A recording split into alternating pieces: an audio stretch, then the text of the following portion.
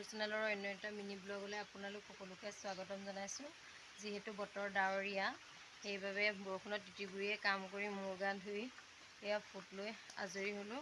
এতিয়া ভাবিছোঁ চাহ অকণমান খাই লওঁ। মানুহজন পথাৰলৈ গ'ল আলি দিবৰ কাৰণে, বোকা দিব হৈছে আৰু 2-3 দিনৰ পাছত হয়তো বোকা হ'ব আমাৰ, সেইটো কাৰণে তেওঁ পথাৰলৈ গৈছে আৰু ছোৱালীয়ে মই এতিয়া চাহ অকণমান খাই লওঁ। আজি চাহকাপ ৰুটিৰ লগতেই খোৱা হ'ল আৰু দুপৰীয়াৰ ভাত সাজ বনাবৰ কাৰণে চব্জিখিনি ৰেডি কৰি ল'লোঁ। আকৌ তাৰ মাজতে মানুহজনে আনি দিয়া বাঁহৰ গাজকেইটা ভালদৰে ৰুকি ল'লোঁ খৰিচা বনাবৰ বাবে। অলপ সময়ৰ পাছত মানুহজন পথাৰৰ পৰা আহি পালে, তেওঁক ভাত পানী দি আজৰি হৈ ল'লোঁ। আজিলৈ আহিছোঁ বাই। অন্য এটা মিনি ব্লগত আকৌ লগ পাম।